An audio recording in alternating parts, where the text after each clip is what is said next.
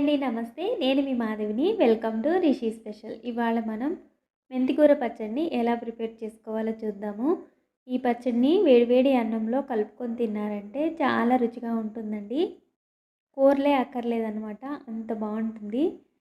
ఇది అన్నంలోకే కాదండి, ఇడ్లీ దోశలకు కూడా చాలా బాగుంటుందన్నమాట. సో ఫస్ట్ టైం కనుక నా వీడియోస్ చూస్తున్నట్టయితే ఖచ్చితంగా లైక్ చేసి మీ కామెంట్స్ అనేవి నాకు తెలియజేయండి.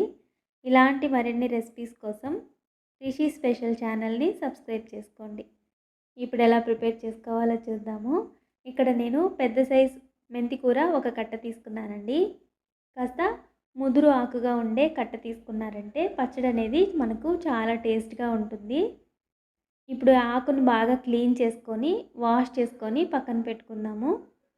ఇప్పుడు స్టవ్ ఆన్ చేసుకొని స్టవ్ పైన కడాయి పెట్టుకొని ఇందులోకి 2 టేబుల్ స్పూన్ల దాకా ఆయిల్ని యాడ్ చేసుకుంటున్నాను.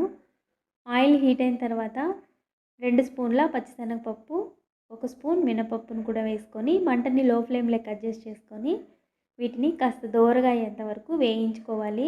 ఈ విధంగా వేయించుకున్న తర్వాత ఇందులోకి 1 స్పూన్ దాకా జీలకర్రని యాడ్ చేసుకుంటున్నాను. అలాగే 6 లేదా 7 దాకా ఎండుమిర్చిని కూడా యాడ్ చేసుకొని వీటిని కూడా కాస్త ఫ్రై అయ్యేంత వరకు ఫ్రై చేసుకోవాలి. ఇక్కడ చూసారు కదా, అన్నీ బాగా చక్కగా ఫ్రై అయిపోయాయి. ఇప్పుడు వీటిని ఒక ప్లేట్లోకి తీసుకుందాము. ఇప్పుడు అదే కడాయిలో మనం ముందుగా క్లీన్ చేసి పెట్టుకున్న మెంతికూరని యాడ్ చేసుకుంటున్నాను. అలాగే ఇందులోకి ఒక చిన్న ఉసిరికాయ సైజ్ అంతా చింతపండు కూడా యాడ్ చేసుకుంటున్నానండి. ఈ విధంగా ఆకుని బాగా కలుపుకొని ఫ్రై చేసుకోవాలి. మనకు మెంతికూరలో కాస్త వాటర్ అనేది ఉంటుందండి, కాబట్టి వాటర్ ఏమీ అక్కర్లేదు. చూసారు కదా, ఆకు అనేది ఈ విధంగా చక్కగా మగ్గిపోద్ది అనమాట. ఇప్పుడు దీన్ని పక్కన పెట్టుకుందాము.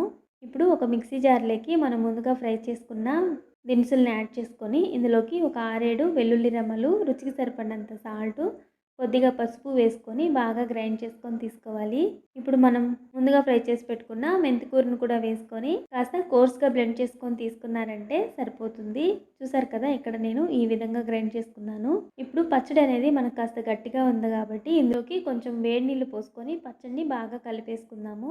ఇప్పుడు స్టవ్ ఆన్ చేసుకొని స్టవ్ పైన ప్యాన్ పెట్టుకొని 3 టేబుల్ స్పూన్ దాకా ఆయిల్ని యాడ్ చేసుకుంటున్నాను.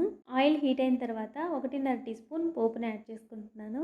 ఈ పోపు కాస్త ఫ్రై అయిన తర్వాత ఇందులోకి ఒక ఎండుమిర్చి, 6-7 దంచుకున్న వెల్లుల్లిని యాడ్ చేసుకుంటున్నాను. అలాగే ఒక రెమ్మ కరివేపాకు కూడా వేసుకొని పోపుని బాగా ఫ్రై చేసుకోవాలి.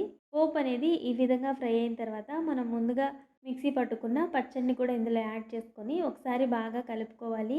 మంటని మాత్రం లో ఫ్లేమ్లోనే ఉంచుకోండి, లేదంటే అడుగంటేస్తుంది. సో ఈ విధంగా యాడ్ చేసుకున్న తర్వాత దీన్ని ఒకసారి బాగా కలుపుకోవాలి.